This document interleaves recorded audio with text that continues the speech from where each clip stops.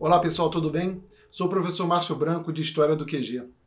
E estou criando esse texto hoje porque eu estou muito preocupado com a onda revisionista que assola o nosso país nessa segunda década do século XXI. O que acontece, pessoal?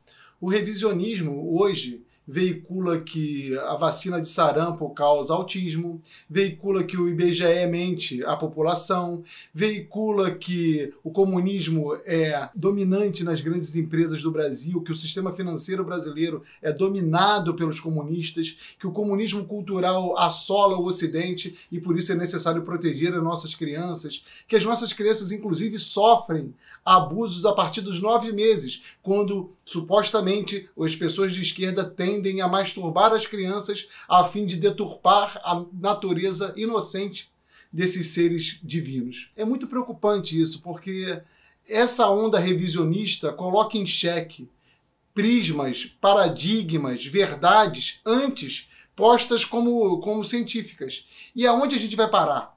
Aonde a gente está indo? Qual é o intuito disso tudo? Então, nosso objetivo aqui é matar 3 questões fundamentais. Da onde nasceu essa onda revisionista? Quem propaga essa onda revisionista? E, principalmente, por que se propaga essa onda revisionista? De onde a onda revisionista veio? Jean-François Lyotard, em 1985, ele elaborou o conceito de pós-modernidade. E esse conceito discutia muito a questão da construção do conhecimento, da epistemologia. E qual era o projeto político do Lyotard naquele momento? Era colocar em xeque, colocar em dúvida os consensos criados na academia, na política, na ordem internacional. Na verdade, aquele movimento ali era um movimento de contestação que tentava legitimar uma série de outros discursos até então postos em escanteio. E vai ser o Lyotard, vai ser o conceito de pós-modernidade que, sem saber, obviamente, vai alimentar o discurso revisionista que a extrema-direita hoje traz para o Brasil. Um discurso que coloca em xeque o IBGE, coloca em xeque a ONU, coloca em xeque a memória judaica, coloca em xeque toda e qualquer sabedoria, todo e qualquer discurso que não lhe interesse ideologicamente. Então, já no começo de nosso bate-papo, é importante que você note o seguinte: a onda revisionista não nasce da ignorância, ela não nasce de um não saber, ela nasce de um projeto político e ideológico que tenta mudar o discurso reinante na sociedade atual. E esse discurso reinante que está sendo posto em xeque não é o discurso da esquerda, não é o discurso da direita, não é o discurso católico, não é o discurso umbandista. É todo e qualquer discurso que não agrade e não esteja concernente aos projetos dessa extrema-direita. E aí a gente chega à nossa segunda questão. Quem está propagando essa onda revisionista? Galera, essa onda revisionista no Brasil, ela nasce dos formadores de opinião. 100 em cada 100 opiniões esdrúxulas, 100 em cada 100 opiniões em base científica, 100 em cada 100 contestações de conceitos universais nascem de onde? Do YouTuber e do Twitter. Eles vêm substituindo os livros, eles vêm substituindo a academia, eles vêm substituindo o consenso que se forma da comunidade estudantil. Eles nascem produzindo verdades sem qualquer base. A ONU é taxada de comunista. Em Israel eu digo que o nazismo é de esquerda. Eu ataco a OMS dizendo que a vacina faz mal. Assim, aonde a gente vai parar? Parece aos leigos que isso tudo é uma desordem, uma cambada de ignorantes. Pessoal, não é ignorância, é projeto político. Eu preciso deslegitimar os canais típicos de educação. Eu preciso deslegitimar os canais típicos de informação. Eu preciso deslegitimar a medicina, a ciência, a educação, a mídia. Para quê? Para que eu crie novos consensos que fortaleçam certos grupos políticos. Então, tudo que está por trás desse revisionismo, no fundo, é um projeto de poder. Quando a nossa ministra Damares, por exemplo, afirma que as igrejas pentecostais não deveriam ter saído do âmbito da ciência, quando ela afirma que as igrejas neopentecostais não deveriam ter saído do âmbito da pedagogia, ela não está divagando, ela não está falando besteira, não. Ela está mostrando explicitamente que o projeto do grupo dela é interferir religiosamente em âmbitos nos quais hoje a religião não tem influência. Ou seja, ela quer claramente que a ciência e a religião, com a hegemonia desta última, andem juntas. Para quê? Para tutelar a ciência, para tutelar a educação, para tutelar o saber. Então, cuidado, galera. Essa visão revisionista não é uma visão de lunáticos, é uma visão pragmática e programática. Como assim programática? Ela segue um programa. O novo ministro da Educação, que é um economista renomado no mercado financeiro, um cara que tem 2 décadas de mercado financeiro, falou claramente e explicitamente que o comunismo domina o sistema financeiro brasileiro, que o comunismo domina os conglomerados econômicos brasileiros, que o comunismo domina a mídia brasileira. Qualquer estudante sabe que o grande capital pode ser tudo, menos comunista. O Brasil nunca chegou perto de ser comunista. Então, qual é o sentido de um economista que sabe falar que o grande capital domina a economia brasileira e que esse grande capital é comunista? Simples. Ele quer gerar desinformação. Ele quer gerar conluios. Ele quer gerar brigas internas.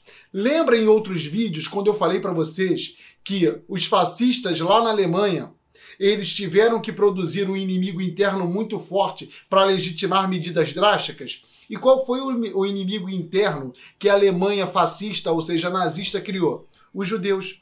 O que acontece hoje com esse revisionismo descarado, sem sentido, sem base científica? Ele criou um judeu para o Brasil. E qual é o judeu? É o comunismo, é o marxismo cultural, é um ente da esquerda que dominaria o Brasil há séculos e que, portanto, esse grupo que chegou ao poder agora terá que destituir do poder. Reparem bem o seguinte: se um grupo está no Brasil no poder há muito tempo e agora eu preciso destituí-lo do poder, eu vou ter que usar muita força, eu vou ter que ser drástico. Por que drástico? Porque esse grupo está há muito tempo no poder. Então, essas coisas supostamente sem sentido, essas coisas supostamente sem nexo, tem muito nexo. Sabe qual é o nexo? O nexo é criar um inimigo interno, fazer a opinião pública ficar mobilizada e, a partir da opinião pública mobilizada, eu conseguir um salvo-conduto para ir a atitudes extremas. Quando o ministro da Educação acusa o comunismo de dominar o Brasil, ele não está sendo ignorante. Ele está sendo mal interpretado. Sabe por quê? Porque a verdadeira interpretação para essa atitude seria: poxa, que cara maquiavélico. Ele está manipulando os dados. Ele está manipulando a verdade para obter um fim lá na frente. E já vou te adiantar qual é o fim que esses caras querem. É o fim do controle político sobre a opinião pública brasileira, amedrontada com esse tal de comunismo que agora sempre existiu no Brasil e sempre foi muito forte no Brasil. Eu aproveito para deixar aqui embaixo para vocês os links tanto da Damares quanto do Weintraub para vocês verem como eles falaram, o que eles falaram, para vocês repararem que eu não estou exagerando. É um projeto político claro de amedrontar a opinião pública, mobilizá-la e assim ganhar um salvo-conduto para medidas drásticas. Mas, Márcio, por que se propaga essa nova onda revisionista nesse momento? Se perguntam vocês. Simples, galera, simples.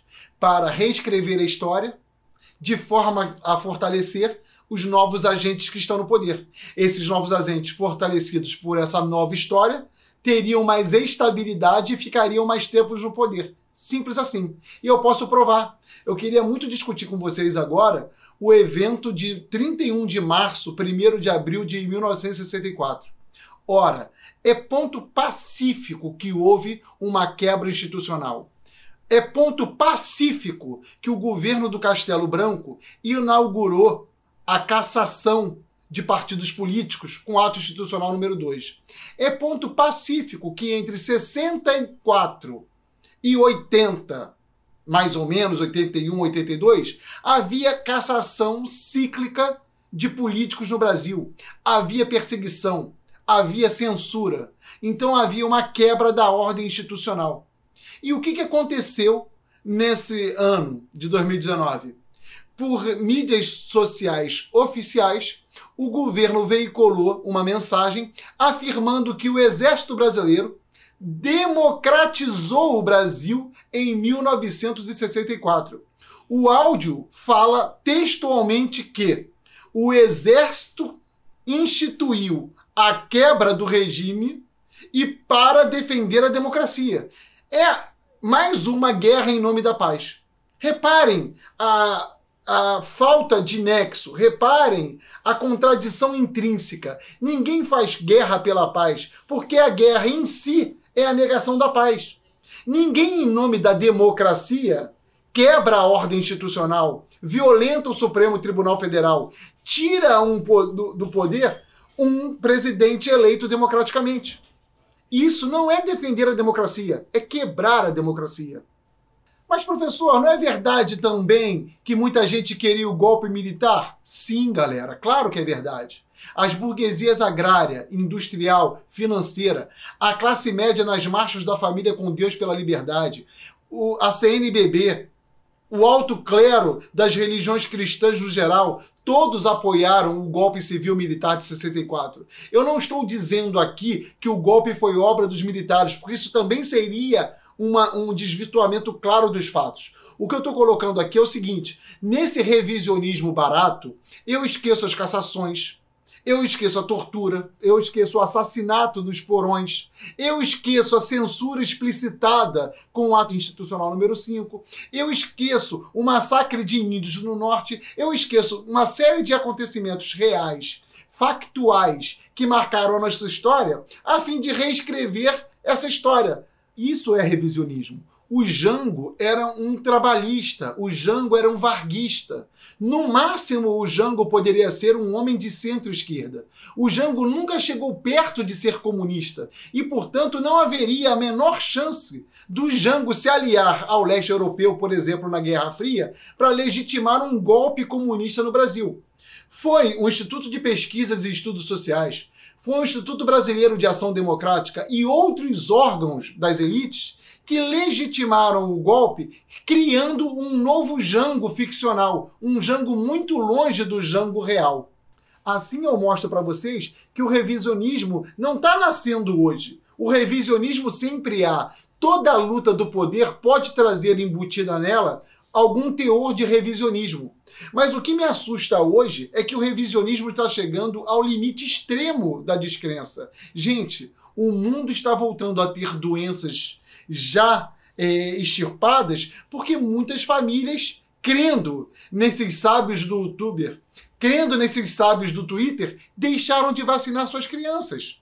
Ora, bolas, eu não consigo dizer na televisão de cara limpa o IBGE mente a população se eu não tiver um mínimo de descrença como raiz. E isso é o grave do irracionalismo que o revisionismo de hoje traz. Quando o Palácio do Planalto afirma em uma mídia oficial que o Exército salvou a democracia em 64, quando um ministro chega na televisão e afirma que as grandes corporações são dominadas pelo comunismo, quando uma ministra tem o desplante de dizer que a esquerda motiva a masturbação de crianças aos 9 meses, o revisionismo chegou ao inacreditável limite do obscurantismo. O Estado brasileiro recusa evidências. O Estado brasileiro omite fatos. O Estado brasileiro está manipulando informação. O Estado brasileiro, e eu sei o que é o Estado não é o poder executivo, não, é o poder executivo, legislativo e judiciário. O Estado brasileiro está tomado por uma onda de descrentes na ciência, uma onda de descrentes do saber, uma onda de descrentes da história. E, portanto, nós estamos chegando no limite da barbárie. Eu me atrevo a afirmar que hoje a gente nem revisionista é. A gente é negativista. A gente está chegando no limite. A gente nega todo e qualquer saber que não nos interessa. Toda e qualquer versão que nos interessa. E a gente veicula toda e qualquer verdade que nos convém. Como eu posso ter o desplante de, em pleno Estado de Israel, afirmar que com toda certeza o nazismo é de esquerda? Isso é a completa negação da lógica. É a completa negação da memória. É a completa negação da história. Mas, pessoal, infelizmente eu tenho que confessar que eu não estou surpreso. O grande símbolo desse revisionismo atual que nos assola é o presidente da República. E durante 3 décadas ele esteve no Congresso Nacional com um discurso vazio, com um discurso virulento, com um discurso revisionista barato. Na verdade, desde a época do Exército, ele já trazia esse discurso e não é à toa que ele foi preso por indisciplina. E eu confesso também a minha culpa e a culpa de outras pessoas que perceberam esse discurso há muito tempo atrás, mas a gente não ligava para ele. Sabe por que a gente não ligava para ele? Porque a gente inocente achava esse discurso tão esdrúxulo que a gente acreditava que ele não teria força para crescer. Mas, na esteira do crescimento do populismo extremo da direita estadunidense, no crescimento do populismo da extrema-direita europeia, eis que surge no Brasil, eis que surge e cresce essa extrema-direita que conseguiu colocar em xeque todo o consenso, todo o saber, todo o poder que a nossa cultura, a nossa multiplicidade tinha. A todos nós não fundamentalistas, a todos nós que cremos no valor das minorias, a todos nós que amamos a democracia, a todos nós brasileiros que resgatamos a nossa história ao longo desses 500 anos, cabe uma coisa: resistir. Nós não podemos abrir mão de nossa memória. Nós não podemos abrir mão das nossas éticas. Nós não podemos abrir mão dos nossos fatos. A gente não pode abrir mão de o que nós somos. E nós não somos esse fundamentalismo barato que quer crescer no Brasil. E é muito importante que esse vídeo não traga para você uma visão pessimista da atualidade. Cuidado, a opinião pública não é passiva. As pessoas que estão veiculando essas ideias e estão no poder não necessariamente convenceram as pessoas, os eleitores delas, de que elas estão 100% certas. Essa batalha não terminou e cabe a cada um de nós resistir, trazer os fatos à memória, trazer a memória para a rua e lutar para que a gente não volte às trevas. Um beijo, gente, e até a próxima.